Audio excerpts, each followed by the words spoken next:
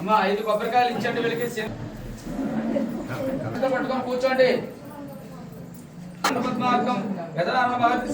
అనేకదంతం భక్తానాం ఏకదంతముపాస్మహే. శ్రీ గురుభ్యో నమః. శ్రీ మహాగణాధిపతి దేవతాభ్యో నమః. కళ్ళలో ఉయ్యాలే చూపినట్టుగా ఉంటాయి. అందుకు పడుకో.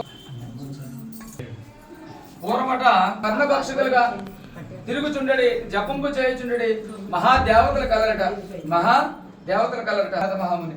అన్ని లోకాలు తిరుగుతూ మనకున్నటువంటి 14 లోకాలు. ఏమిటండి 14 లోకాలు? వచ్చినట మార్గ మధ్యలో భూలోకానికి వచ్చినట. భూలోకానికి వచ్చినట్టుకి ప్రజలందరూ కూడా చాలా అష్ట కష్టాలు పడుతూ ఉన్నారట.